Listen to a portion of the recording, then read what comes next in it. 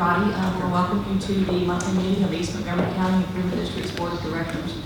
We always begin with a prayer and a pledge, so if you all please stand, I will ask Director Retz to lead us in prayer and Director Carlisle to lead us in the two pledges.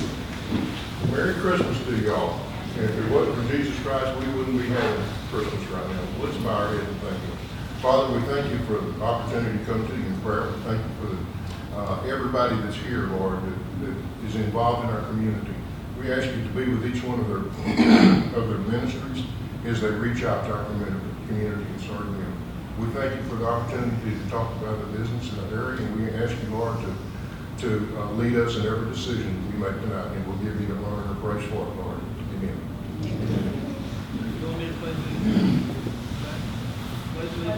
To the flag of the United States of America, and to the republic for which it stands, one nation, under God, indivisible, with liberty and justice for all. I pledge this flag, I pledge allegiance to the interests of one state, under God, one and indivisible.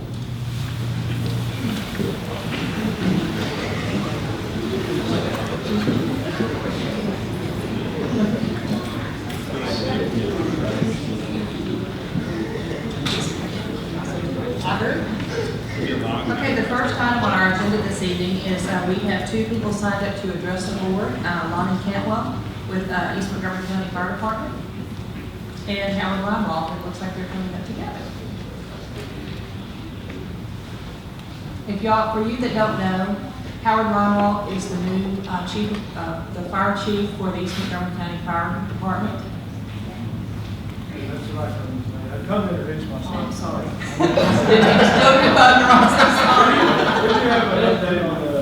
We do have an update on the fire station on Morgan Cemetery, and Chief Cantwell's over the planning, so he's going to address that for you guys. But I just come to introduce myself to everybody. Chief Thank y'all for having us out, and we just wanted to give you an update, a little status on our fire station out of Morgan Cemetery, Station 156. Kind of got off to a rocky start. We really hoped to have this thing up and operational in the first part of December, but here we are. Days are coming quick. So after reevaluating and having all of the construction crews out there, you know, you kind of have to, one has to work to play well with the others. You know, just the scheduling, it kind of starts pushing things out. So now we're looking at December the 26th, possibly for the staffing. We'd like to have a open, invite y'all out to come out around the first part of January. So we just had a lot of things going on out there. We really look forward to getting out there in the community. That part of our fire district, we really need it. Really appreciate y'all supporting us and being behind us on it. And we'll just let the public know we're eager and ready to get out there. So all that being said, it's just a matter of doing the checkoff list, walking through with each contractor and making sure everything's right, everything's being complete, and the county's satisfied with the permits, and our firefighters are safe housed there, and then we're ready to go. If any questions with it? I just want to say we appreciate what y'all do. Absolutely. Thank you. Congratulations on the look. Yes, congratulations.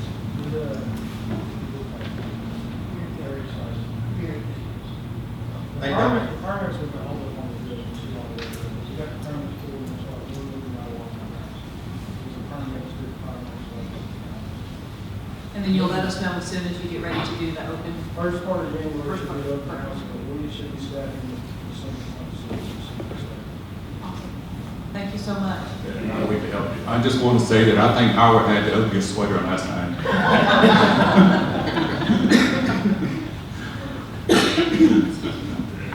Well, thank you. Thank you. The next thing that we're going to do is we have some checks to present. We are going to begin with, we have 3 interns who are getting scholarships for interns for the last, how many weeks have they? 10 weeks. We're going to present those first, and then we will begin presenting the grant checks. So as we call you, if you will meet us right over there, we want to take some pictures, and we would like to let everybody know how much the checks that each check we get out is for. So the first individual, $750. But the first individual is Cindy Flores. Cindy, if we get you to come up.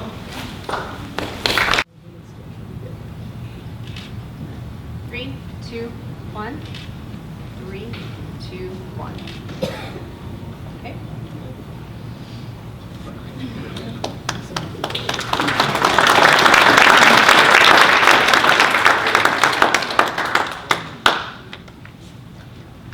Next individual we have is Caroline Jones.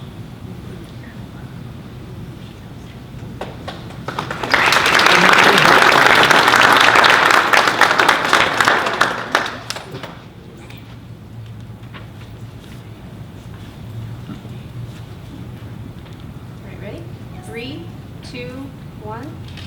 And for the one who likes it different, 1, 2, 3. And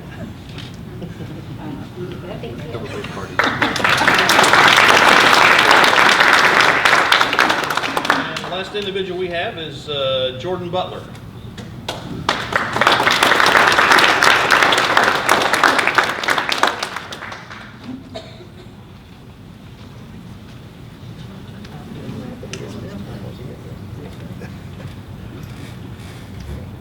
Ready? 3, 2, 1. 3, 2, 1.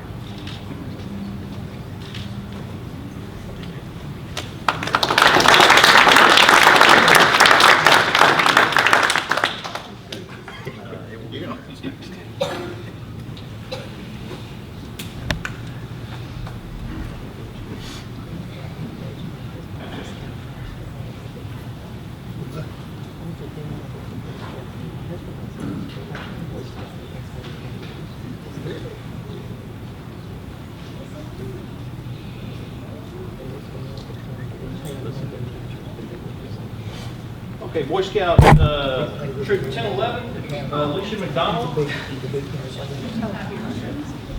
got some representatives from your group? Come on up here. Yeah, very good.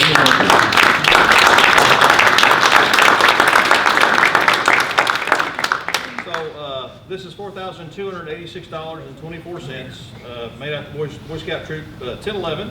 It's for rock climbing equipment, and these guys all look dangerous, so they may need a lot of equipment. So.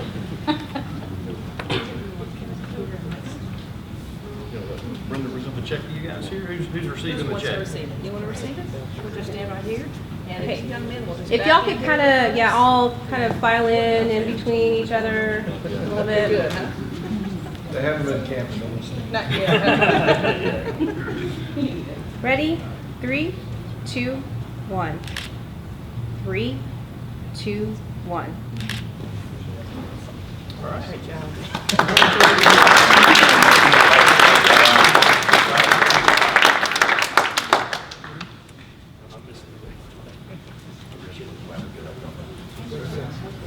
So the next one is Cub Scout Pack 911 for a storage building with Thomas Kelly and his group come up. Okay, Bob. Very good. Bring your crowd up here. Same crew. More. A little bit. They multiplied. Stand right in front of me, young man. There you go.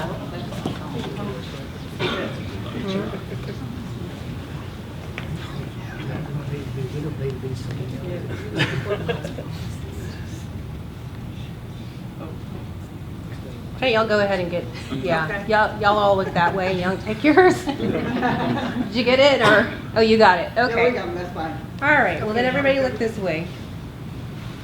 All right, ready? 3, 2, 1. And again, 3, 2, 1.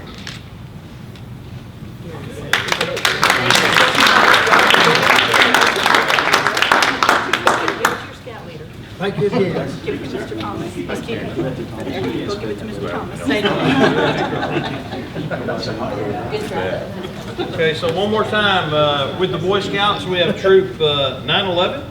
This is for $1,882.73 for some camping equipment and a turkey fryer and other miscellaneous equipment. There you go. Yeah, y'all can hold it. Hey, you can hold it this time. There you go. Hey, you got Darth Vader? Look at you. I like that. That's a great Christmas time. I'm so sorry I had it wrong. All right, if everyone could look this way. 3, 2, 1. And once again, 3, 2, 1. Okay, and as part of the appreciation for the fact, we would like to invite all the board members to our annual Poundwood Derby and present them each with a car to build and come and race with us on the track. Thank you. What a nice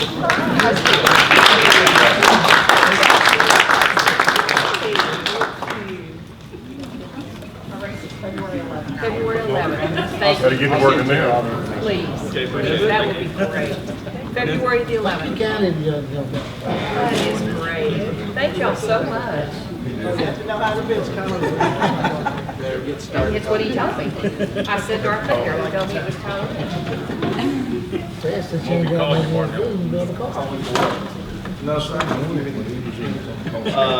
Lee, you like to come up? The City of Patton Village Police Department, we have a check for $29,894.50. Thank you.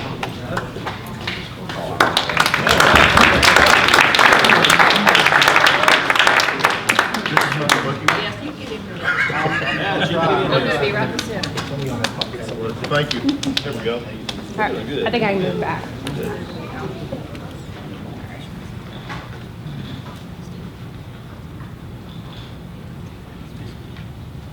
Ready? 3, 2, 1. Again, 3, 2, 1.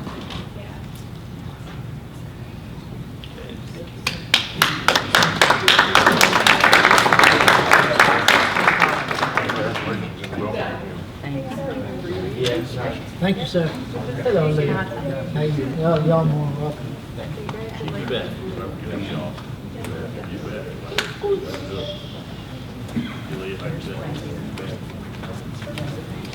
Next check is with the City of Splendora. I believe this is for a restroom facility at the new Heritage Park, right, Dora? Yeah. Heritage Park, yeah.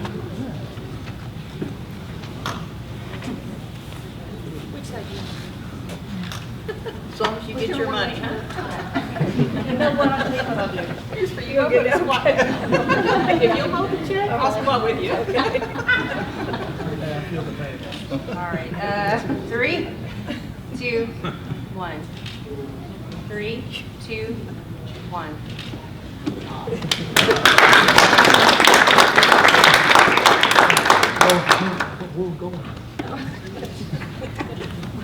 So the next grant recipient is $5,000 for the East Montgomery County Senior Center.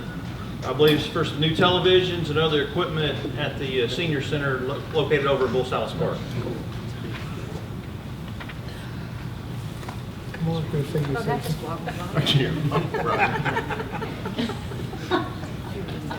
Can we feel a little bit differently now? Hey, Everybody?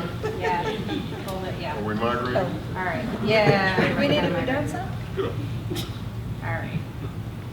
3, 2, 1. 3, 2, 1.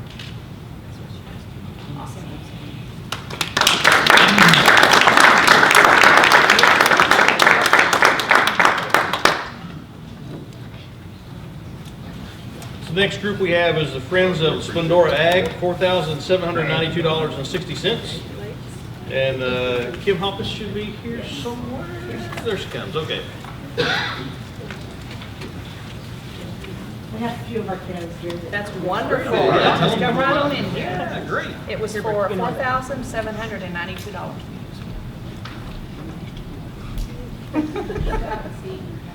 All right. Ready? 3, 2, 1. 3, 2, 1.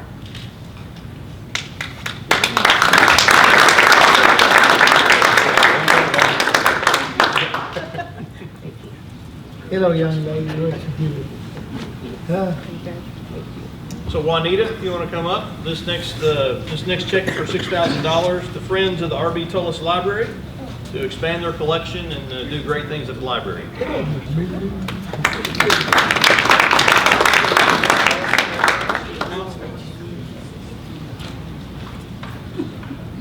Ready? 3, 2, 1. 3, 2, 1.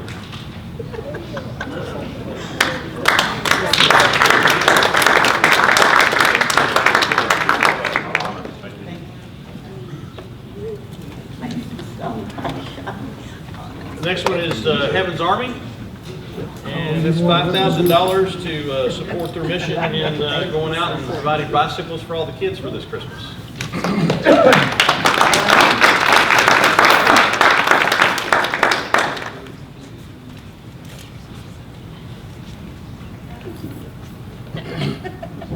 Ready? 3, 2, 1. 3, 2, 1.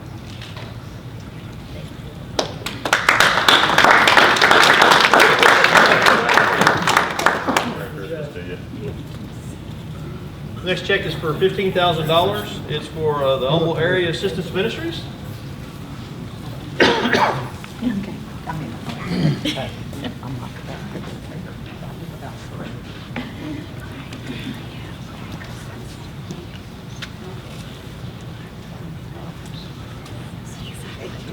got it. Y'all move out a little bit.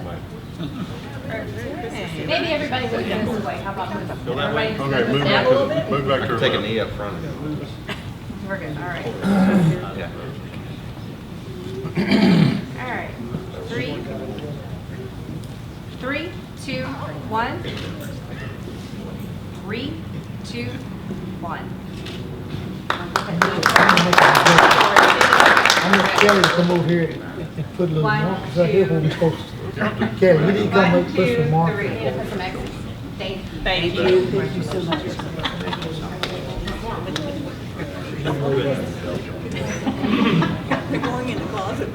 And Pam, if you'd like to come up, Mission Northeast, to check for $30,000 for their mission and great work in the community.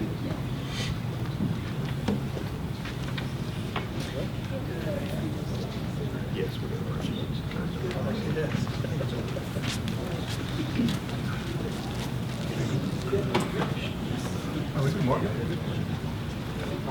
You come in about me.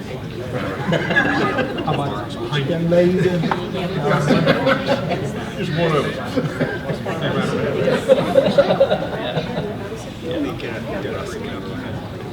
I know. I've heard all these funny jokes. All right. Ready? 3, 2, 1. 3, 2, 1.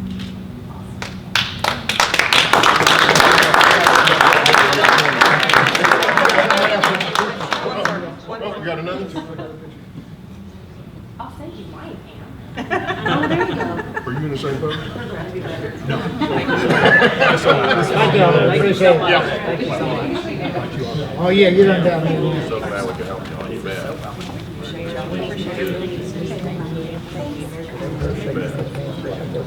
And you see you here, Becky. Hello, young lady. Merry Christmas to you. And Merry Christmas to you too, ma'am. The next grant recipient we have is with the Constable's Office, $5,000, and this is for the repair of one of their engines on their rescue boat. Hey, no, this is not for you, it's for the boat. We can do that. You want both of them? Yeah. Also, we have another check for $5,000 for the Constable's Office, and this one is relating to repairs on their inflatable boat that they use for water rescues. You're just saving film, is that what it is? Yeah. No need not to. Well, both pictures will look the same, so, you know, You know what, let's do it like this. We could There you switch go. around. You're upside down. Wait a minute. No. It's not a check. No. Put it around this way. There you go. All right, you're cooking now. There we go. all right, that's beautiful. All right, 3, 2, 1. 3, 2, 1.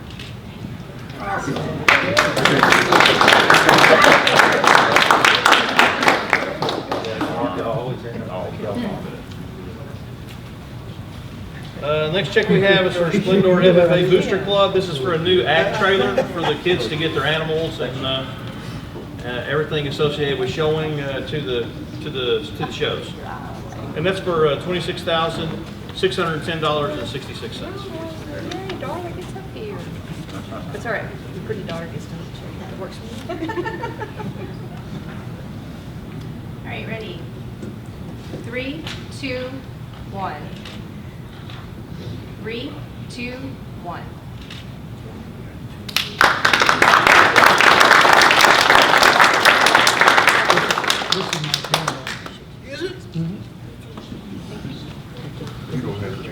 Edgar's telling me about granddaughter. I told you. And she'd come over with me in the summertime. if you- The next check we have is for Splendor ISD. This is for the ELL project. Do that. All right. You're Why gonna don't you do both of them? We can do them both. One's for the ELL project for $5,000 Splendor ISD, and the other is for $5,000 for Rachel's challenge. No, I ain't doing that. No, for the ISD. Oh, you want to do the police department one? Are you sure? Okay. So we have a check for Splendor ISD Police Department for $3,754. For Vestas. So we'll give you, The ELL. you want the ELL, and there we go. How's that? The Vestas, you got to get the ELL. I want the one that's higher. Okay, I want to work with that's the big one. Okay. All right. I don't even see none of that. All right, ready? 3, 2, 1. 3, 2, 1. She counts. Thank you.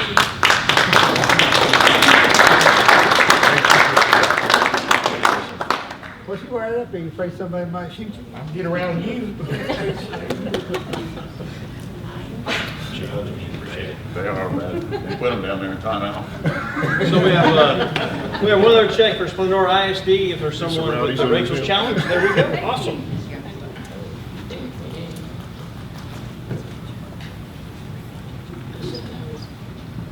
Ready? 3, 2, 1. 3, 2, 1.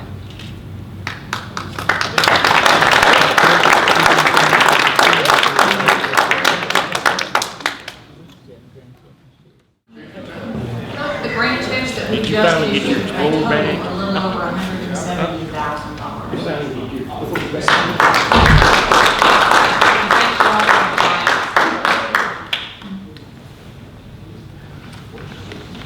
If you all recall, since we're still on the grant item in our agenda, you guys had asked to have someone from New Horizons here in regards to their application. And they're here at this time to answer, any questions or anything you have related to their application. We would act on this at the January board meeting. We'd make an agenda item on the January board meeting for approval, but you guys had asked for them to come in and discuss their grant. So Sherry's here from New Horizons to answer any questions you guys may have. Good evening, Sharon. How are you? Hello, just fine, and thank you for giving me the opportunity to answer any questions you asked. Would you, to refresh our memories, just do a brief description of your application and what it was for? Yes, ma'am. Okay. Basically, we are asking for money for staff support and operational support through 2016. This year, in the last couple of years, our resale shop has been affected dramatically by the construction that has been out here. Donations were down, sales were down, and different things. We are coming back and those kinds of things. We also just grant money for staffing in particular is very difficult to find. As we look for other grant opportunities and different things, most of the folks want to support an item or some kind of equipment or different things like that, but very few provide staff money or operation money. So we've just been struggling a little bit this year. So that's basically what we're asking for. We do receive Montgomery County United Way funding, which helps a great deal, but we have grown in the last probably 10 years, we have grown by over 100% in just our participation. We are collecting fees for service. Some of our folks are not able to pay and different things like that, but we are just needing some support to help with our shortfall this year. That's primarily what the money will be used for. We have made some adjustments to what's going to be happening. Our board has decided to increase our fees for service, and that's going to be implemented January the 1st. We've sent out letters to our parents. When we very first started, we didn't have fees for service, and we tried to keep that, but we now charge a minimal amount of fees for service for our folks, and we're just gonna have to go up to help support the program. So that is another source of income that will help us provide staffing and the operation money. Additionally, our donations were down this year, economy and different things like that. So that's what the money will be used for. Let me ask you a question. The stand, does that also consist of some of the participants? Do any of the ones that work for you also participate? We have our individuals are paid for services. The jobs that we do, the resale shop, the cutting of rags, we cut rags, we shred documents and various things. We look for a variety of things that help support. All of our patron fees, our patron wages are paid through our vocational endeavors. So this is strictly for staff that's supervised. And if I recall correctly, y'all had a theft. Yes. And you suffered. Did that set you back as well? Well, actually that turned out to be a blessing because we did have all of our hand tools were stolen. We sent out a thing on Facebook asking for folks to make donations of either new items or things that they had, just around that they had extras. And we were actually very well blessed with donations of items themselves, shovels, rakes, hoes, and different things like that, and also some monetary money to help to replace all of those things. So that really was a blessing in disguise because we got all the new equipment. So that's been a very good blessing. Does anybody have any questions?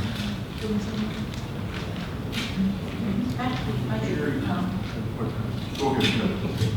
Well, I know we generally do not give grants for staffing. We've done some other, as I recall in the past, have we worked with New Horizons to see what other needs that we can help them offset.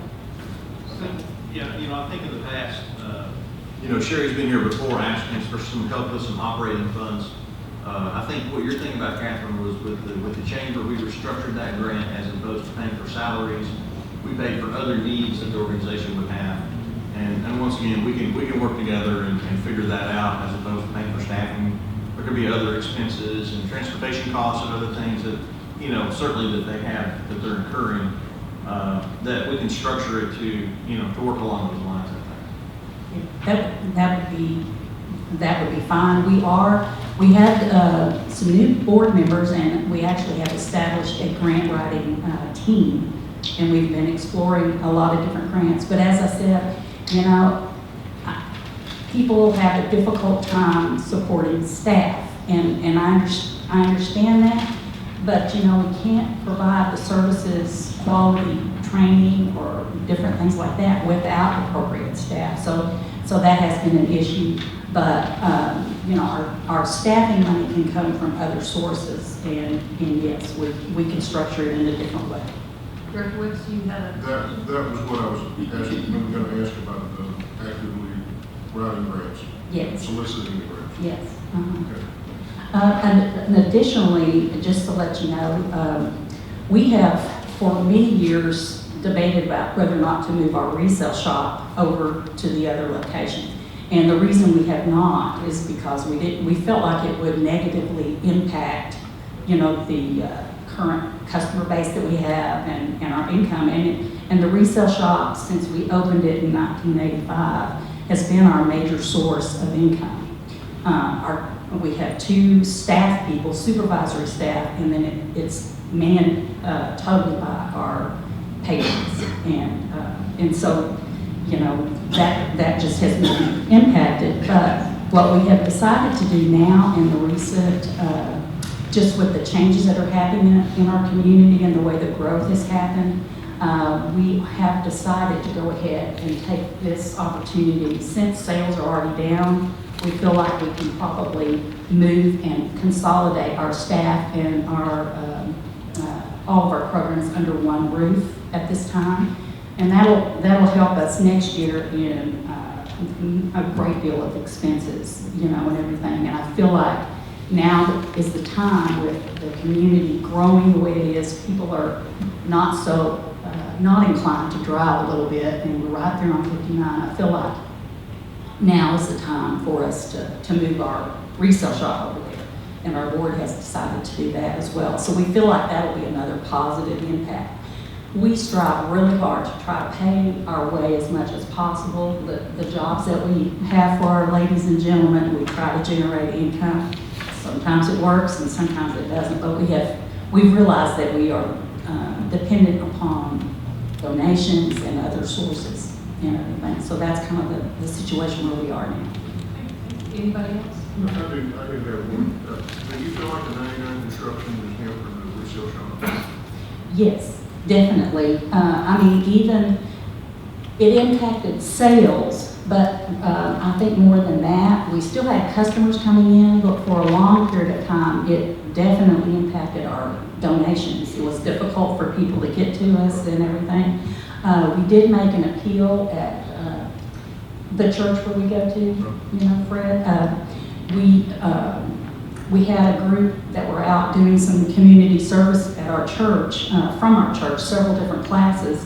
We mentioned to them that we needed donations, and it was like the doors just opened. They made the effort to do that, so our donations are up, much better quality donations and everything. So folks are behind us. It's just, we feel like this is a good time to probably go ahead and make the transition. Yeah, you talking about moving everything over here to 259? Yes. Where's the other location? It's on Community Drive. Oh, okay. Yeah, that was our original location.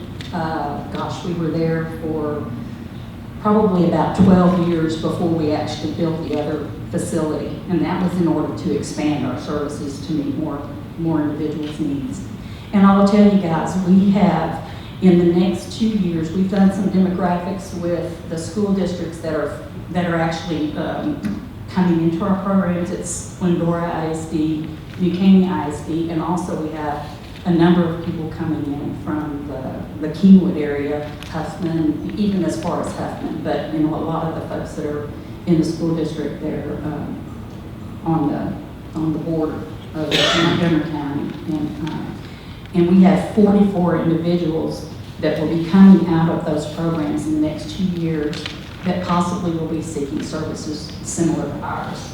I will also tell you that we're gaining a reputation of having a quality service. We have a lot of folks that have attended other facilities, and they want their children coming to us because of, I think, the variety of things, the vocational training that we do, the long-term functional living skills that we provide and everything. So we're kind of a good commodity. We just, you know, have struggled this year. Are y'all gonna have enough room over there to bring everything in without expanding any more than what you already are? For the current time, we do feel like we can. You know, I don't know, those of you that have visited ours, we had there's a large room which was our Lone Star Gallery, or is our Lone Star Gallery in the front. And we have adapted that actually we have movable walls in that area, and so we have reduced the gallery, and then we went into some computer refurbishing at one time. That was not quite as lucrative as we thought it would be. It was a good thing, but it just it didn't gel like we thought it would be. So we can move those walls back now and provide. We've actually done some studies, and if we move the walls back, we'll have exactly the same floor space that we have currently at our resale shop, plus a little bit of room for storage and production and producing and cleaning the goods that we get donated and putting out. So we feel like right now, yes, we can accommodate that. I think we'll have to be looking for expansion in the future. And, you know, with what y'all helped us do years ago in raising the funds and building our building, we have some connections with some of the large foundations, Houston Endowment, Brown Foundation, and those. I feel like we will be very successful in expanding our building when we need to. But right now, we're not looking at that. We're just looking at consolidating and getting the new organization of our current processes. Thank you. Sherry, how many people do y'all usually have that use your services? They use our services. We serve about, well, I think it's probably about 55 individuals per week. They do not come every day, and the reason we do that is so that we can serve more individuals. So So, average is about 50, 55. yes, yes, sir. Thank you so much. Okay. Did you have Do you have any questions? Okay. Okay. Thank you so much. Question, but if you've never been to New Orleans, you need to go take a look at it. Places like the Mission helps with food and clothes. They help with furniture. If you have any furniture that you would like to donate to them, they will resell that and turn it over in our community. And I've known Sherry and Jared for years and years, and they do a very good job. Yes, sir. Thank you very much. I do want to tell you guys that we did write some grants for some, not staff, but for some equipment, and our ladies and gentlemen are mowing lawns and doing weed eating. They do all of our lawn care, and they do a very fine job at doing that. And they actually built a little storage shed this year, and they were all walking by my window in my office waving to me while they were wearing their hard hats. So it was pretty awesome. And one of the guys came in and he goes, "Man, we are doing man's work." And so I said, "Well, you know, girls are on that team too." That didn't seem to faze him at all. But they thrive in our program. And I just appreciate all the support you've provided throughout the years. And if you can do this, that would be awesome too. Thank you. Thank you so much. Thank you for what y'all do. Thank you. Great job with the community.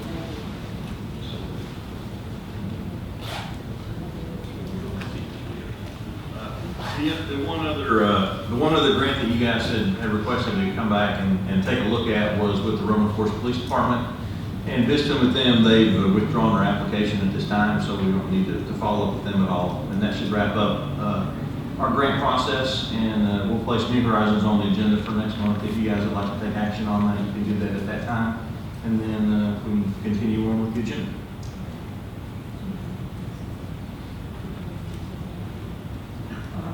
Okay, the next item is to approve the minutes of the meetings on November 2nd and November 10th.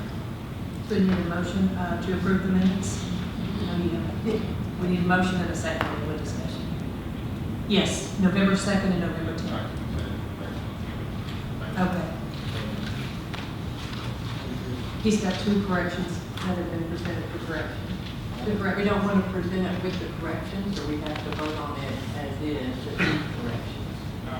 We could have a motion to. What we've normally done in the past is approve them with the correction. Yes, that would be easier. I have a correction on November 2nd, 2016 minutes. The director's presence list is not being present. Directors, so I need to get that fixed. And then on November 10th, on page 2, on the bottom paragraph, staff recommendations.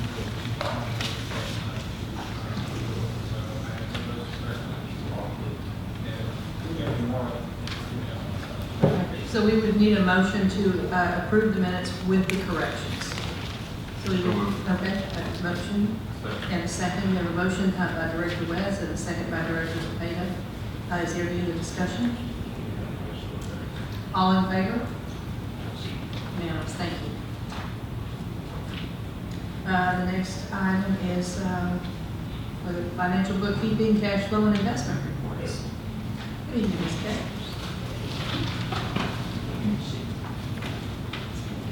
Good evening. All of you should have a supplemental report for your bookkeepers to follow up. If you will turn over to page 2, you see your account balances. In your operating account, you have $7,871,381.47. Your capital projects, $95,606.39. Your debt service, $777,207.04. Reserve, total of $1,036,505.30. And the events account, $66,289.04, for a total of all funds of $9,846,981.14.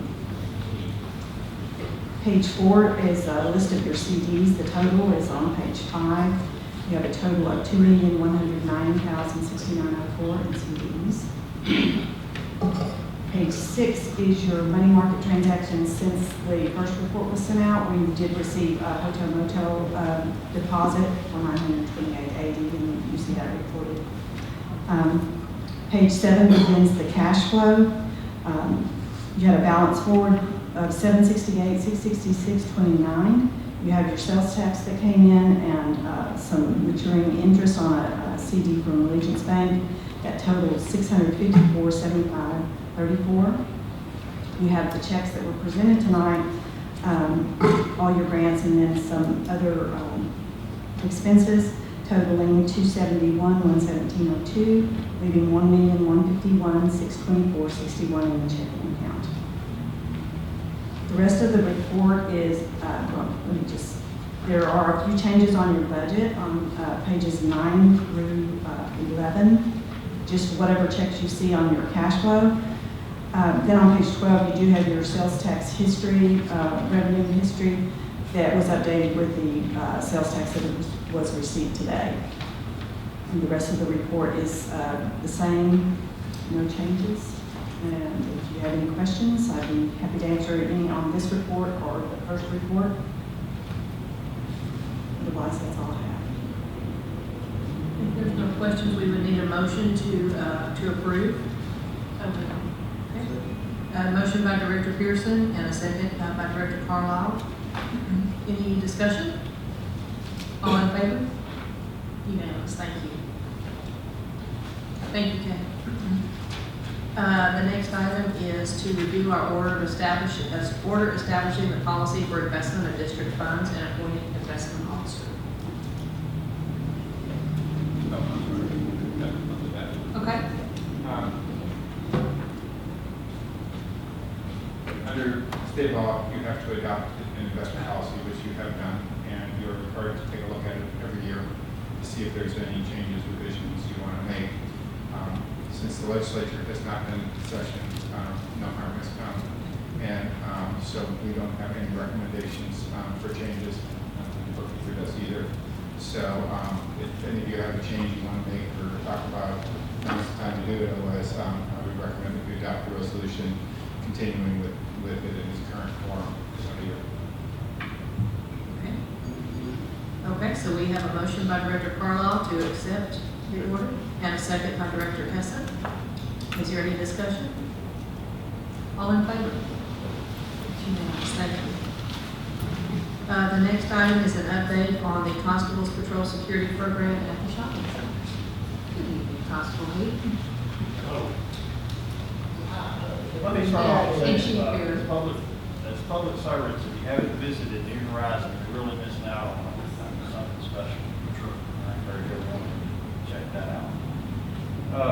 Thank you for having us here to give a report on the Safe Shopper program. We're in our 7th week of the program, about our 7th week of the program.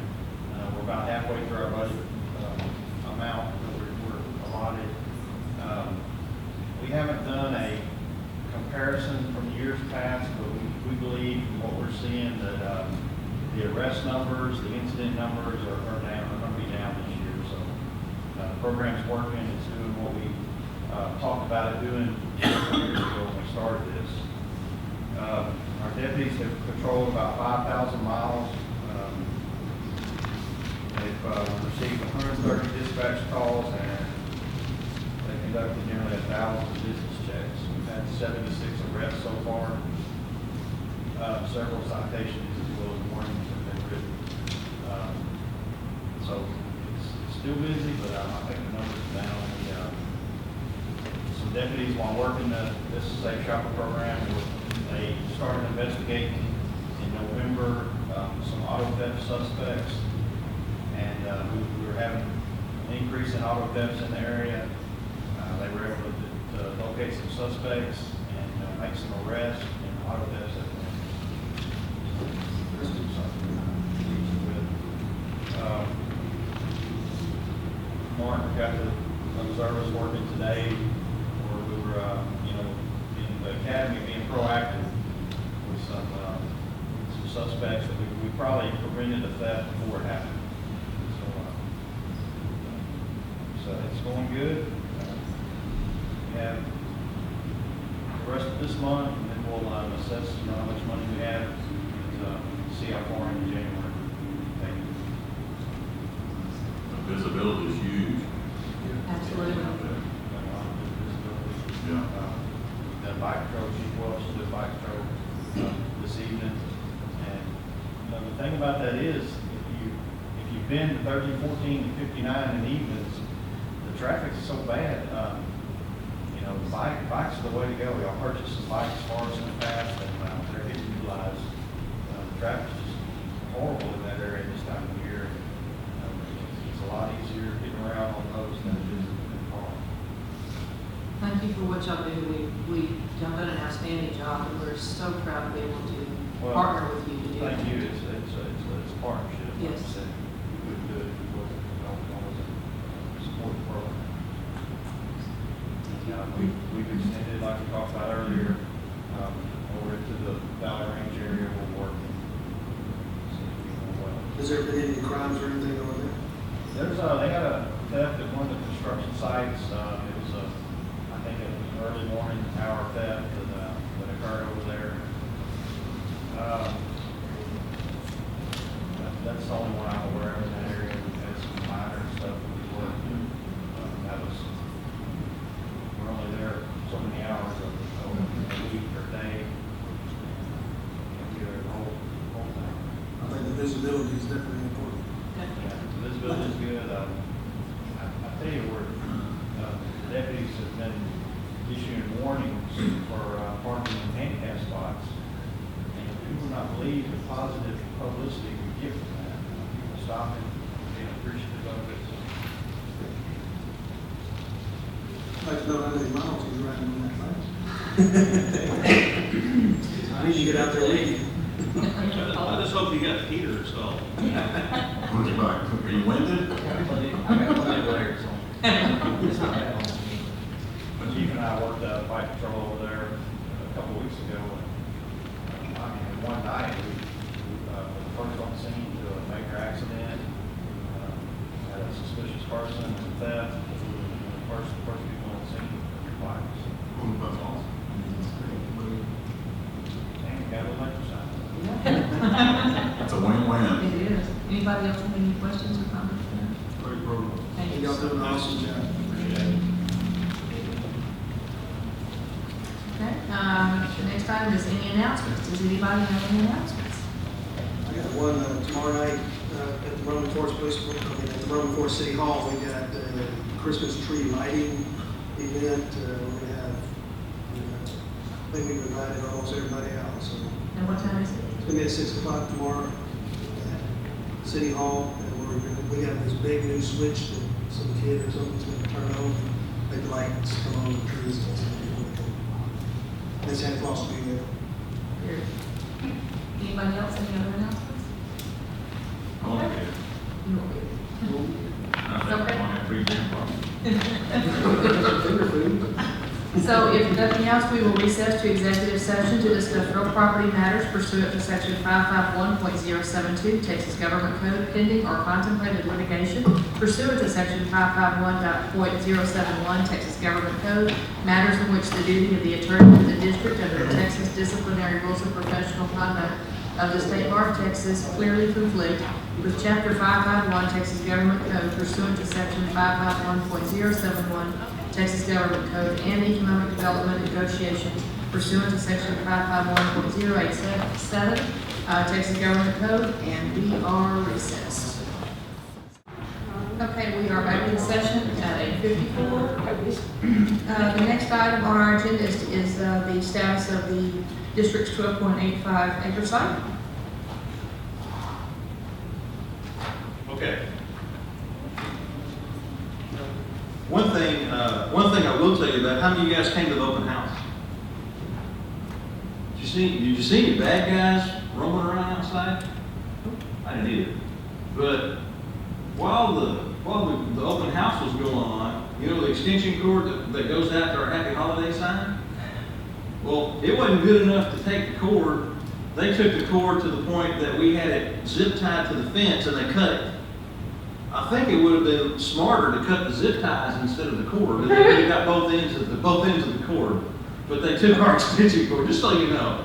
I can't believe y'all didn't see the perpetrator. I can't believe that. But anyway. So we lost a 100-foot extension cord there in the open house. That day? That went that evening. Where was the bike patrol when you? Yeah, where was that bike patrol that How thing? possible is that, you know?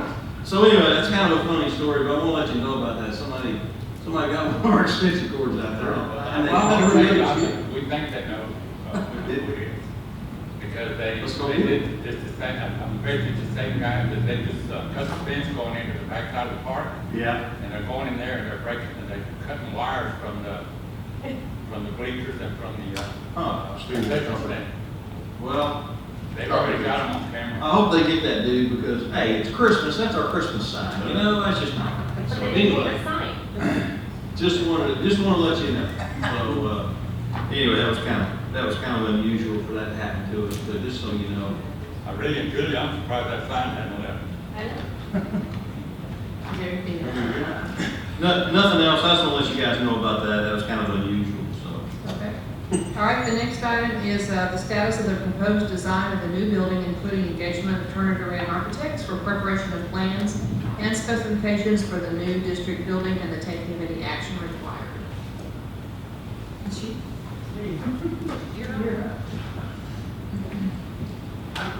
I'm filling in for my partner, Rick Turner, who, where did my, push the button?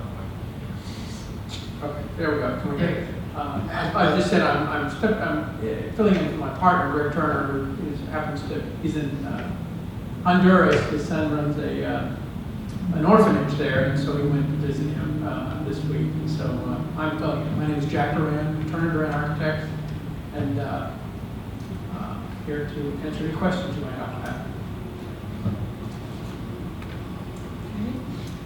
I assume everybody's familiar with the contract that was submitted. Well, we didn't have a chance really to read it from cover to cover, so if you could just tell us briefly what it covers and what it doesn't cover. Okay, the contract is really for 5 phases. It's we refer to it as schematic. There's 5 phases: schematic design, design development, and then construction documents. And everybody refers to those as blueprints. The other 2 phases are bidding and then construction, of course. Those are the 5 phases that go into our contract. The schematic design phase is the initial phase, and it's really a design. To this point, we've talked about programming, and so what we're going to take is that program and we turn it into a building, spaces, shapes, that sort of thing. And so we'll develop a schematic design, which is a percentage of the overall. It's construction documents. It's the first phase. After that is it's referred to as the design development phase, which is where there's a little more refinement, detailed design, detail of design, and then the final phase, of course, is construction documents, the detailed documents. The contract includes architectural and engineering services. That's structural, mechanical, electrical, and plumbing, fire protection. Those are all included in that portion of the contract. So, any other questions? So if I'm getting this right, is there a point where you make no more changes if you have some ideas? Would that be the second phase? You can always tweak the plans as you go through, but where you really lock in a design is at the end of the schematic design phase, and the design development is really the further refinement of that. So we're tweaking, we're looking, if you can think of the levels, we're kind of looking at an overall schematic design. The schematic design is an overall layout of how the spaces in relationship and adjacencies all work. The design development it's a further refinement. The engineers really look at it. We look at it in terms of the issues associated with code, life safety, all that in great detail. And then also the mechanics of the building. And then, of course, the construction documents it's where all the information is put into the documents so the contract can build from. Does that help? Yes, sir. You're using the term contract, and what we have in front of us is a proposal summary. And then you get back in here where it says draft. Is that where you're talking about the contract? That's the contract, that's correct, the draft. Okay. Yeah, the proposal summary is basically, we put together a summary of all those different phases, and it's kind of a synopsis of the entire contract, short form. And with the schematic design, do you just take the basic layout and lay it out and then draw a face to the building? Is that how? Yeah, it'll be a floor plan with the schematic. I'll probably talk about deliverables a little bit. With the schematic design, you have a floor plan, you have the elevations, and then we would prepare a 3D, because we're going to build designing it in what's referred to as Revit. It's a BIM, Building Information Modeling Systems. And so we'll have a 3D model of the building. And so we'll be able to basically fly around the building, go into the building. That will all be part of the schematic design phase. It's where you really deal with all the design issues related to, like I said before, all the design issues related to adjacencies, space size, that sort of thing. All be clearly defined in the schematic design phase. And will you take suggestions from the board as to what we would like to see, or do you put it together and then we just? No, it's a collaborative process. I'm not going to come to you with, here's my design. It'll be, I'll come with the initial meetings that we'll have, and we'll have a number of them. We'll come with options. Here's how it might be laid out. Here's the thing. And as we start to develop those, we hone in on a final design. So it's an involved process, and it'll take some time to get through that entire process. Okay, and will there be, as far as costs go, will we be charged each time there's changed until we hone in? No. Our fee is. There's no changes there's no additional cost for your changes. That's not. And our fee, the way we generate our fee is, it's based on a percentage complete. Every month we would submit a bid, or a bill, or an invoice for the amount of work that we've completed to that point. So if our schematic design effort takes 2.5, 3 months, then each month we would get a bill for whatever percentage of complete we were at that particular point. Does the, Go ahead. oh, sorry. Yes. Go ahead, Kathy. Again, I do not remember when we first employed Turner Duran to kind of look at a concept of all the things that we would like to have in a new building. If we went with someone else, we would start that all over again. So gee, is there a break, if we go with Turner, is there a break on that pricing then under the schematic design? Because we've already spent several hours. Well, I think the part that you did previously was programming. That's where we programmed the spaces. We haven't designed anything. Programming is a separate phase from this contract that you're looking at now. If you had another architect, they'd have to do the same thing. Yes, ma'am. When we first talked to them, we negotiated that section out of the contract so that you could just buy that piece to begin with, and so that you could work with them and decide if you want to go forward. Correct. That's why I thought we'd get a break. Good try. I'm good with the break. I just want to tell you that that wasn't a big number because we basically negotiated with them and said, just do this piece. I've never been through this process, but this is from what we've told you we wanted. Then you're going to start designing it. This isn't something you've done for anybody else. This is this is ground up. It's brand new. Whatever this building winds up looking like is not going to be like anybody else's. It's going to be unique to whatever your program and whatever the design criteria, the site, and everything else tells us. There's certain restrictions that we're going to have on the site. It has to be a certain size, or you might want to accentuate, where the entry is, that sort of thing. It's going to be unique to you. It's not going to be something that, if you're asking if something off the shelf, it's not.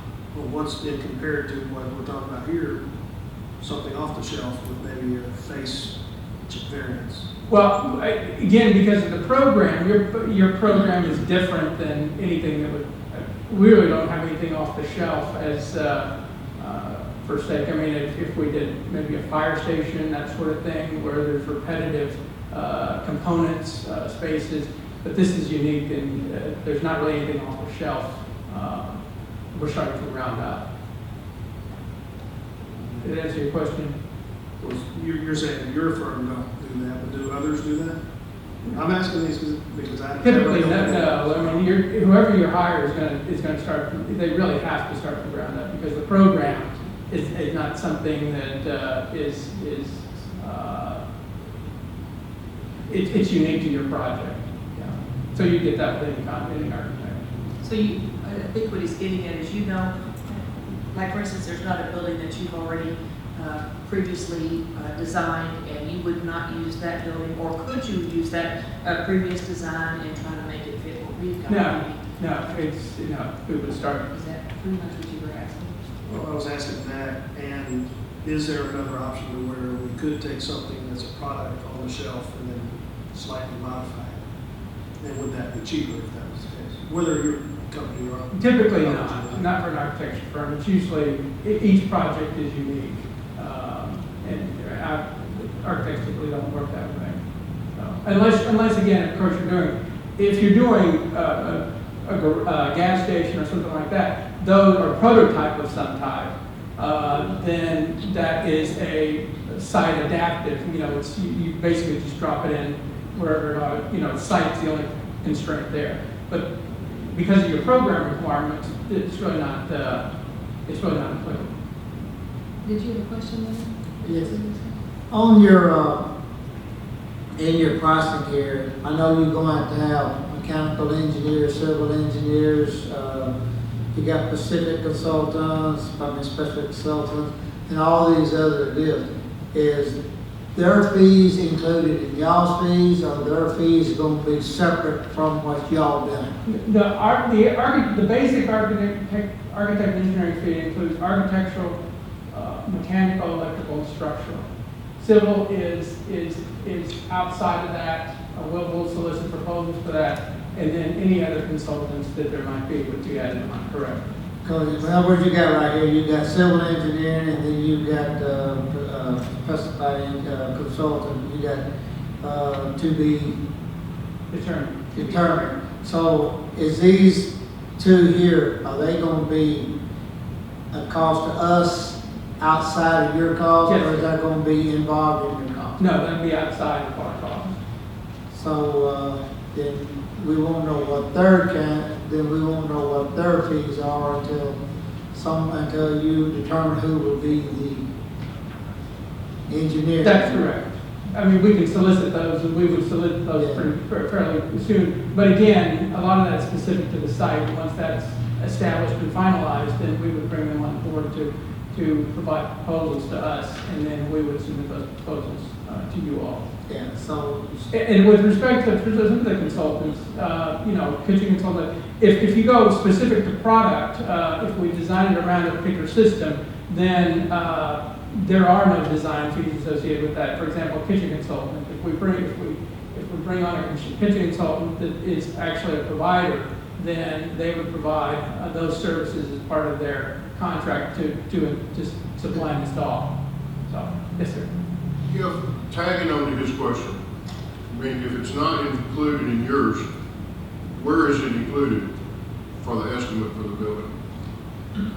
Or is it tagged on to the estimate of the building? Yes, it's tagged on. It'll be part of the estimate of the building, but it's not currently in our. It's not in our fee. It's not in your fee, but it is a part of the Yes, cost. that is correct. The building For cost. example, when we decide who the civil engineer is going to be, that will be under our contract. And we'll contract with them, but because it's an added service, we would basically put proposals to you all for final approval. But that's already been included in the cost. That's correct. Gotcha. Yes, I'm sorry. Yes. Correct. Yes, I got those, yes, it's in the construction cost, that's correct. When you get your final price, and we may discuss this, I don't know, Is your pricing guaranteed maximum price where that's it, or will you have change orders? Well, no, the way we propose it to handle the project is negotiated. It's seem at risk and that, one of those mechanisms or devices.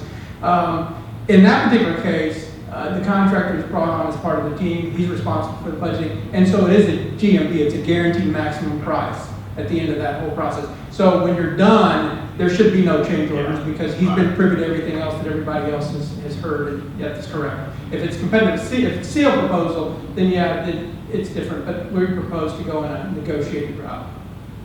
I prefer that way. Actually. Yes, yeah, we do too.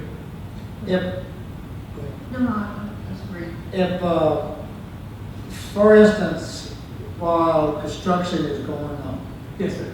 and you come up on you got a design, say for instance this room, but for somewhere along the line, there's something out of place that did not get because in other words, maybe a column is not exactly where it's supposed to be or something in the drawings. Who is responsible for that change order to be corrected? Would that be y'all's or would that be negotiated with the owner? Well, let's hope we don't have a column in the wrong place, but no, that would be part of the design team, that's correct, to resolve those issues, that's correct. If it's a guaranteed maximum price, like we said, the contractor is not responsible for it. You won't have any change orders. They'll build it, they fix it, and it's ready. When they get done, they're done. Correct. Well, I know, but going back, we have been involved with architects before where we get into meetings and they say, well, that's not our fault, it's not our fault, it's not our fault. So, you know, it had to be somebody's fault. But that would be in the contract. Yeah, it's in the contract, and that's basically the buck stops with us, that's correct, with respect to those sorts of issues. That's absolutely right. The final product, if there's a design flaw, you would be responsible. If they're design flaw, yes, we'd be responsible, that's correct. If it's a construction issue, then again, the contractor having him early on in the project that we've talked about, he's part of that. We've hoped we've worked through all those issues. And again, that's why we use BIM, which is, you know, it finds conflicts in the designs, or us and our engineers would use that. And so, I mean, it would be our responsibility, that's correct. What's your all's involvement following the commencement of construction?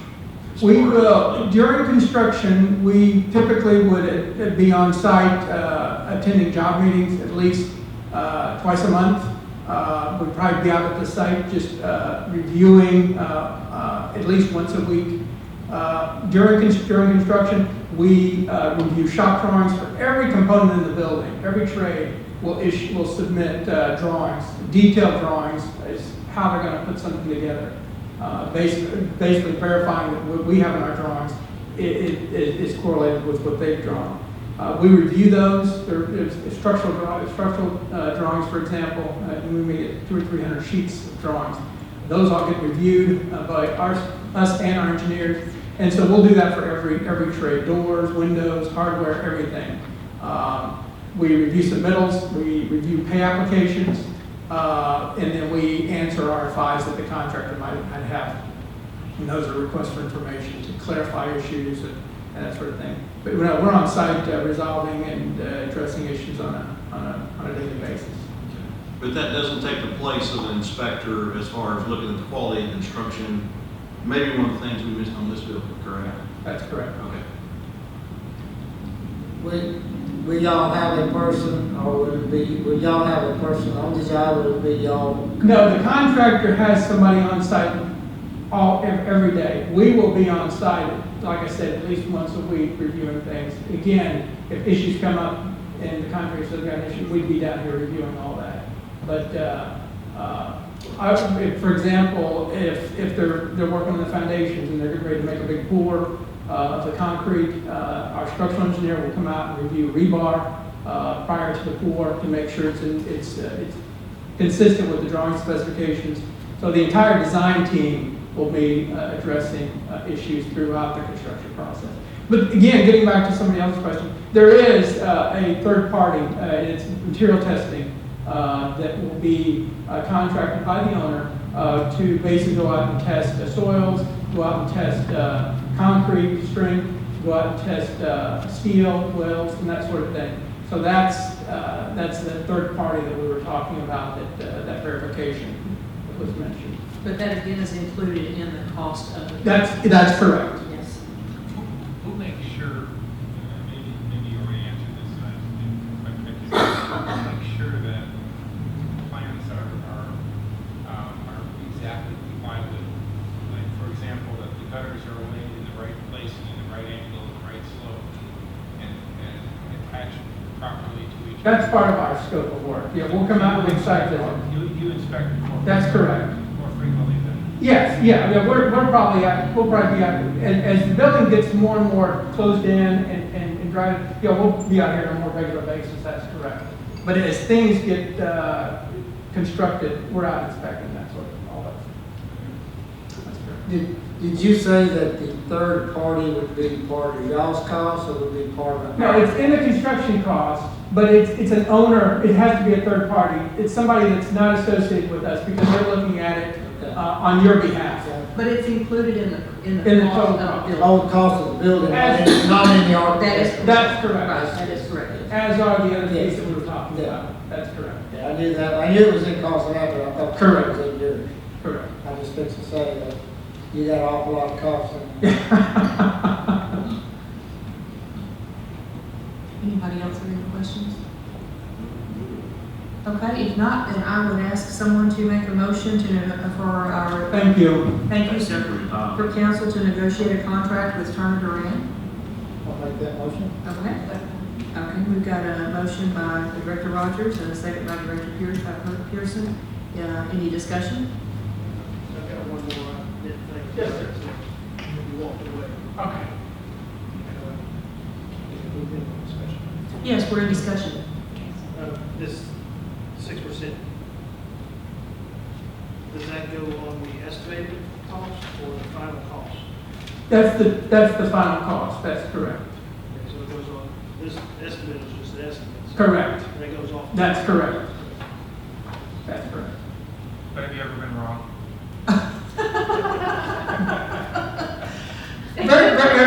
Very seldomly are we within, usually we're within, I think the worst we've ever run is probably 5% on the high side. But that was, usually we're within, 1.5%, 2% at the most.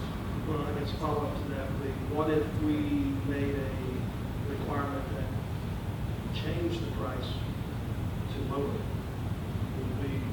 Would that, your portion lower? Absolutely, no, absolutely. At the end of this project, if we sign a contract with 14 point whatever, and it comes in at 13, then we give you money back at the end. That is absolutely correct, because it's based on the percentage of construction.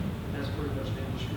That's correct. And that's why you want to bring a contractor on board, so that, we do have an actual confirmed estimate. So when we go to construction, if it's a $13 million project or whatever it is, then all the fees are based on that amount. So, yeah. But if construction comes in higher than that, then for cost overruns, for some unknown reason, then you still base your 6% on the total and not. That's correct. That's correct. But I'll tell you this, if at the end, we have a contractor on board and we're the architect, and at the end it comes in $500,000, $250,000 over budget, then, you haven't signed a contract with that contractor. You can say, well, thank you, but, move on. And it's our responsibility to get the project back into budget. And if it's $250,000, $500,000 over, then we've got to figure out a way to get back into budget. Got to cut some. That. Okay? Sorry. Yeah. At some point in the process between when you begin the design and when you go for bids, we're going to need to structure our financing commitments in place. At what point in this process will you feel comfortable giving a pretty firm bid on total cost of design, construction, furnishings, the whole thing, so that we know where to go with the At the end of each phase, there's a significant cost estimate that the contractor will put together. So at the end of schematic design phase, we have a detailed, and at the end of design development, there's a detailed cost estimate. And then, of course, at the end of construction documents, it's the GMP. We historically, at the end of design development, that estimate, we feel confident that that's where the number's going to land. And so to answer your question, be at the end of design development. And how many months into the process is that? Well, this whole process is, yeah, it's probably going to be, that's probably going to be 5.5, 6 months into the process. Because the whole process is probably going to take. Somewhere about the middle of 2017, Correct. we should be able to feel Yes. comfortable to be able to get financing. Correct. So once this price goes out, once this bid goes out to the general public, and all the bid documents go out, and it comes back in at higher than the 14.9, then that's when you have to go back and say, okay, then it came in over budget, so each, whoever bids it out, comes in higher than this number, then you're going to go back and look and see what. That's correct. But see, that's the beauty of the negotiated contract. That contractor, he's owned that number from day one. And so it's in his best interest to make sure that this project is within budget. So he's going to be working with us to VE the project throughout the entire course of that, from schematic design all the way through CDs. But to answer your question, you're absolutely right. That's correct. Any other discussion? So on this fee schedule, it says a certain percentage is due at certain points. If for some reason, something fell through mid-project, what happens? Give me an example. Let's say we couldn't secure financing. Well, then our contract either would be put on hold and, we'd stop work on it, or, you decide we weren't going to pursue it and you only pay us what we've done. That's correct. Which is based on this fee schedule. That's correct. Okay. Anything else? Okay, so, thank you. So the motion is for council to negotiate a contract with Turner Durant. We have a motion and a second. No, there's no further discussion. All in favor of approving the motion? Unanimous, thank you. And the next item is to consider approval of official intent resolution relative to design fees associated with the new district building and the taking of any actions required in connection therewith. Can we talk about that? Yes. Okay, so you heard the structuring and how this would work. Sorry. Sorry, David. No, that's good. We got two old folks here. It's been too long. So you heard the structuring, the financing, the cost and the expenditure of funds in the design process. You have the schedule there that kind of lays it out over the next, I think, 18 months. And so I prepared this document saying with the number of $800,000. And what this does is that in order to be allowed under the Internal Revenue Service guidelines to use tax-exempt financing to reimburse your operating account for expenditures that you've made in connection with the project for which you're doing the financing, you have to adopt an official intent resolution, and has to be maintained, in your case, at our offices for anyone in the public wants to come and look at it. And this is a requirement, and it's set out, and it'll be recited in the documents, your compliance with it, if and when you sell bonds, that you want to reimburse if you want to reimburse your operating account. You don't have to reimburse your operating account, but if you're going to start the project, you have to spend out of there, because that's all you have right now. You don't have bond proceeds. So if you spend, and he said probably 6 months down the road, you'll be in a position to do a plan of financing and explore the options for getting the money that's required to build the building. So 6, 8, 10 months, you'll be probably in a position of locking that down. At that point, you could either, let's say you spent $600,000 at that point, you could either include that in the financing and then pay back your operating account, or you could decide we don't need to put it back in our operating account, we'll just finance $600,000 less, and that would be your option at that time. But it does preserve the option to reimburse the operating account. So that's the purpose of it being on here. In case you went forward, you decided to want to go forward, so I would recommend that you go ahead and adopt it to put yourself in the best possible position. Okay. Any questions? Okay, so we would need a motion to adopt the resolution. Okay, I have a motion by Director Carlisle and a second by Director Wetz. Any further discussion? All in favor? Unanimous, thank you. The next item is the report on the activities in the industrial park. That'll be you, Joe, and your items A through I believe. Should all have a report. We do. Since we've got so many activities going on, I decided you're on out. You got a big email. You got all of it. The first item is item A, the status of the bird cell. We haven't had any bird cells. We're still looking at, people moving in. There's nobody there. He's a minor. How's that? That's better. See, that's plugged into their hearing devices. Oh. That helps. So it's nice here. And he said there's no dirt, no cells. No dirt cells yet. We've still got, heat controls has said they buy dirt, but they're not starting until January or 1st February. So as soon as people start moving in, start building stuff, we'll probably sell dirt.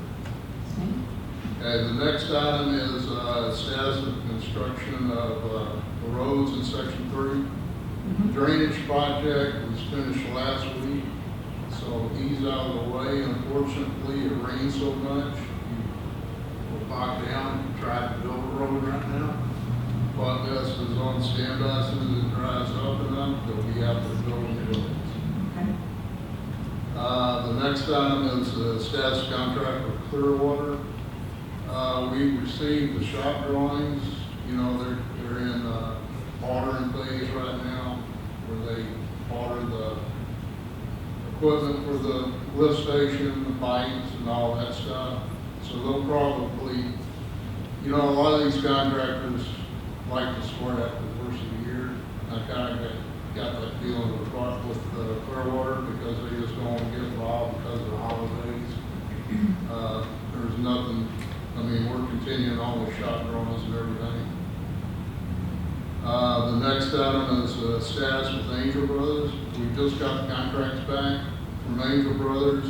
David's reviewing the bonds and insurance to make sure it's compliant. And once we get that, then we'll, be able to sit down and have a pre-construction meeting. The next one's the status of the plant. All the landowners have been put on there. The plant needs to be sent to the tower company to make sure it's all right. It should be finished hopefully by next month. And submitted to the county.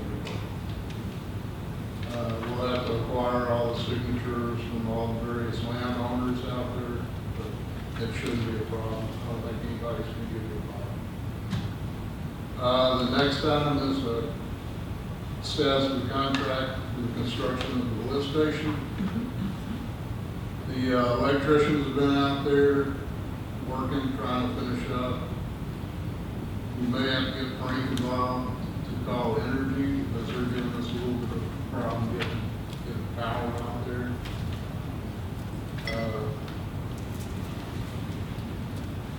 I don't know what energy problem is, but we just won't deliver us power.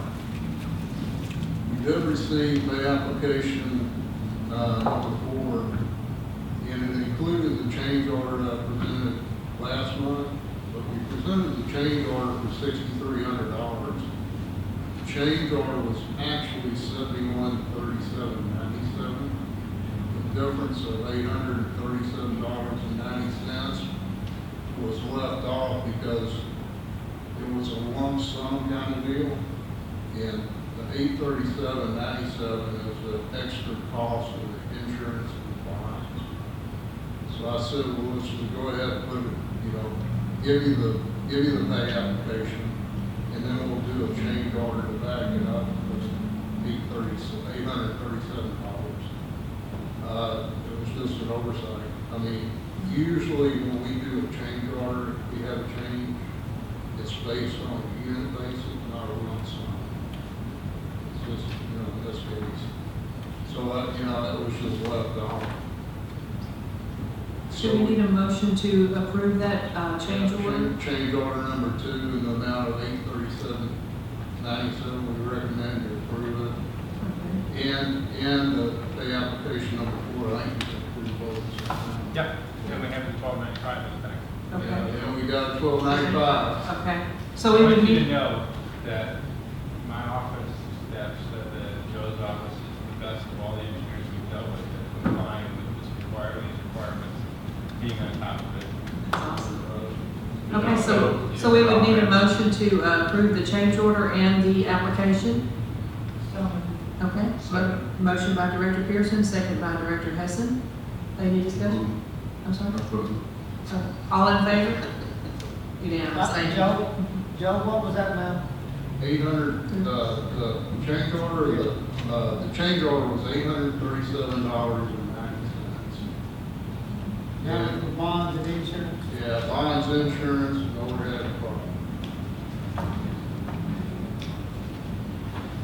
The pay application was in the amount of $13,151.25, and you're withholding and retainage $17,158.75, 10% retainage. Okay, the next item is item G, which is contract for water distribution. All that remains to do is pressure testing of manholes and run a manhole through the line. Hasn't finished that. He did request that you reduce his retainage from 10 to 5%, which by law he can request after 50% of the job's completed. And you're still withholding $17,941.44. So you'll have $17,000 if there's a problem with the manhole and the guy leaves the country, and which should cover any problems. I mean, I want to recommend to you that you reduce it down. I mean, I've seen problems that are at $17,000 or $18,000 would cover. So if you want us to go and make a motion on that now? Yeah, and it would be for pay application number 4, and the total amount is $27,877, and you're still withholding $17,941.40. Okay, so we would need a motion to accept that? Except pay application number 4. Okay. Motion by Director Carlisle. We need a second. Director Wetz. Any discussion? All in favor? Unanimous, thank you. Okay, the next item is the status of contract for the general ballistic building. We executed the contracts and have bonds and insurance that was looked at by Data. And he is securing his purchase orders from his subs right now and finishing up the permits with Montgomery County, get all that going. So everything's going. I know he's done the structural, the building itself, has sent it to him, and he hasn't ordered it because you don't want to, once you order it, it takes 5 weeks to do it, and you don't want it after sitting on the ground, 5 weeks. So it's a timing deal. But he's actually looked at changes to it and sent them back to him, so it's all ready to go. He did submit the application number 1 for his bonds and insurance, and it is a line item there. And it was in the amount of $22,368.60, and you're withholding 10% of that of the total amount, which was $24,855.40. And we recommend you pay. He's got his bonds and insurance.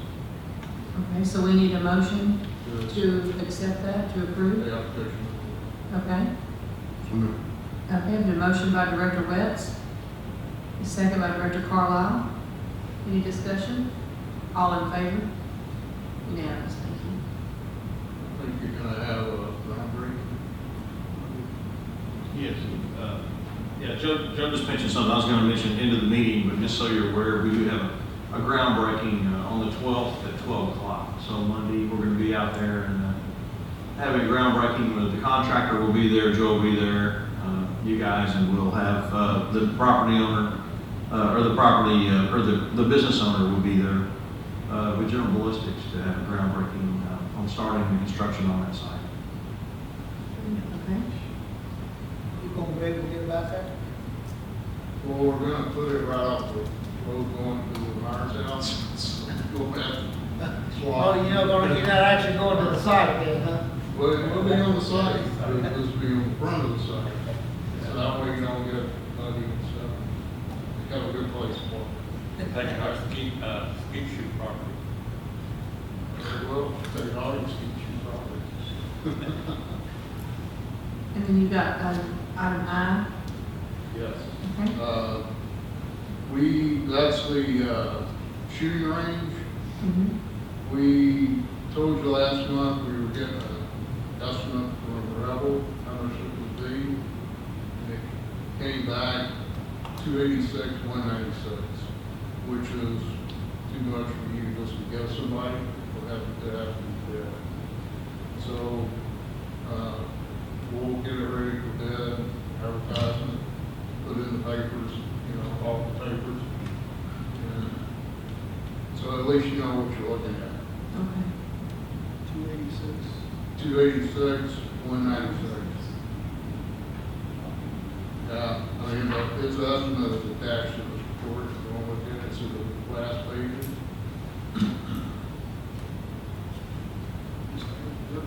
Yeah, we'll So now we just need a motion to approve Joe's plans and authorize him to advertise for bids for the project. Okay, so we need, did you hear that we need a motion to approve the plans and have him advertise for bids?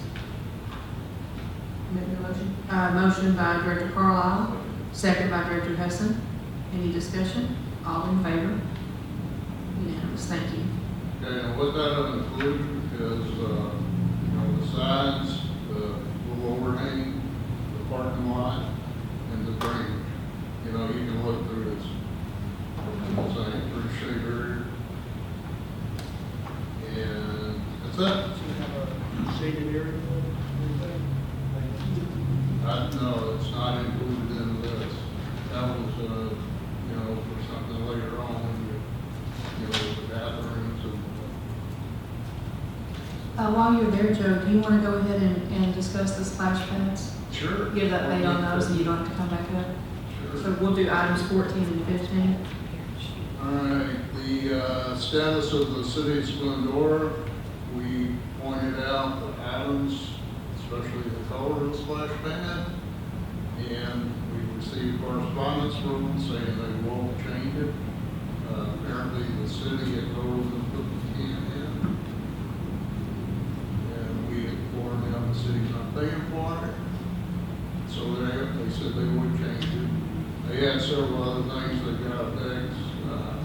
We walked through it, and we'll, once they get those fixed, we'll have a file. We'll pay them off. The next one is City of Roman Forest. The easement documents have been signed by Roman Forest at their last meeting. We'll issue them, we'll probably have a pre-construction conference, not next week, but week after. I think Liz is going to be around then. I want to meet with the city of Splendora because the city has to bring water and sewer to them. And so I want to coordinate all that with them. So that'll be a hurry, then we'll let them know.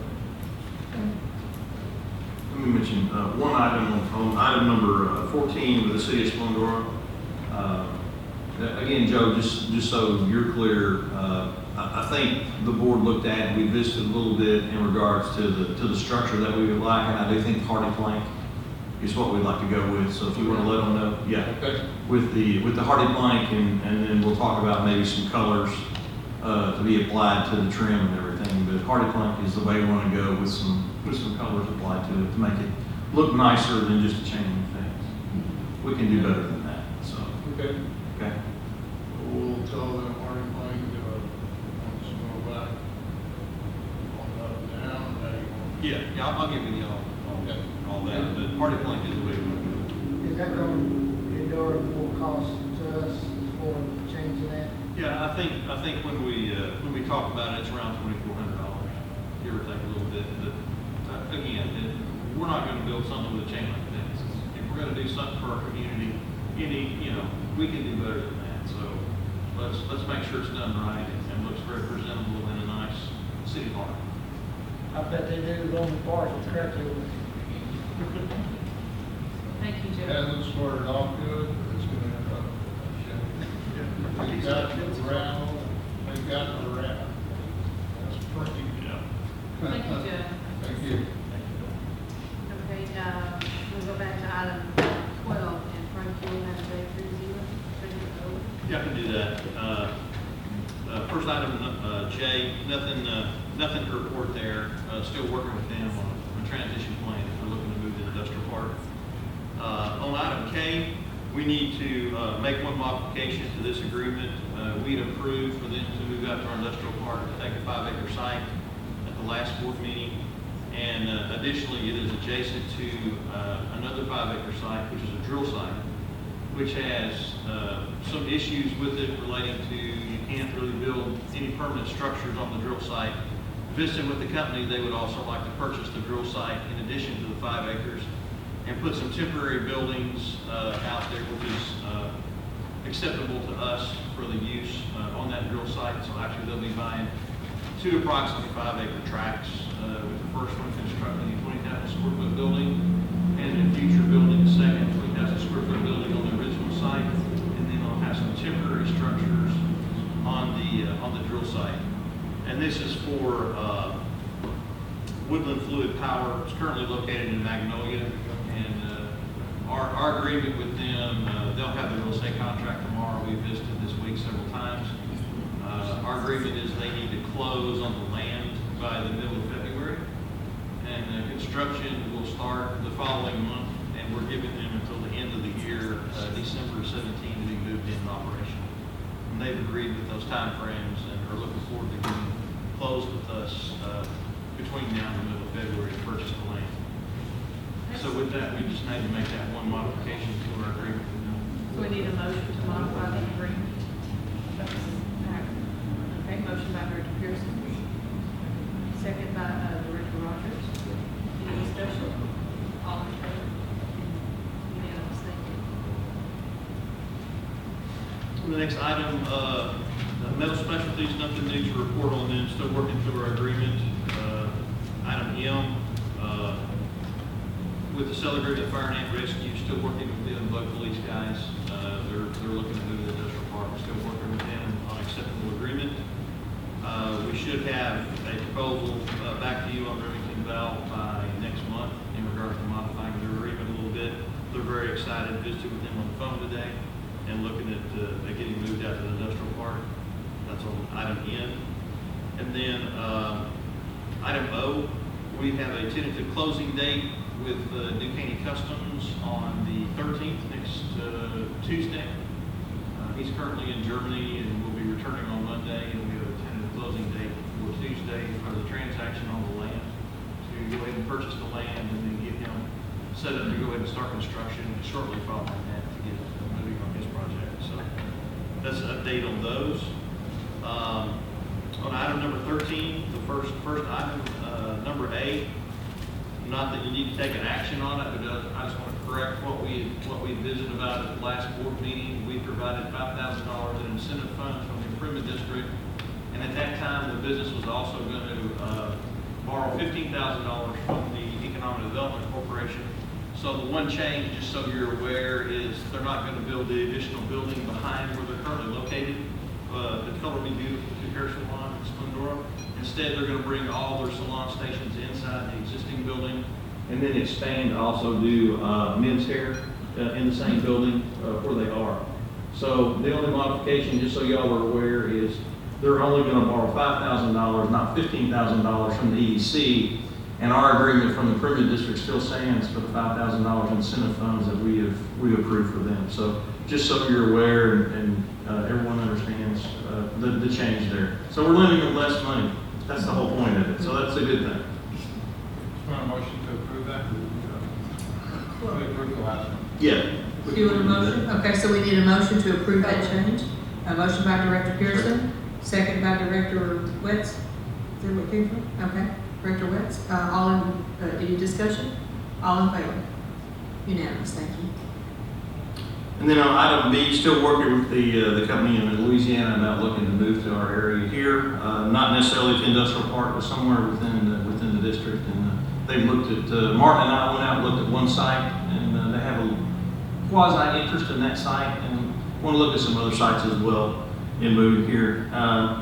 Item number C is regards to the new hotel that's going to be constructed. Should be starting this December, and then as soon as the agreement is finalized, and I just need to sit down with the property owner and execute that agreement with them in regards to starting construction on the new hotel and moving down the road with them. So with that, that's all the items that I have for you. So the next item is considering matters for placement on future agendas. Anybody have anything to go on their agenda? Okay, hearing none. Or retreat. Yeah, we'll have a retreat first or second week of January. Yep. So Merry Christmas, everybody. Happy New Year. And we are adjourned.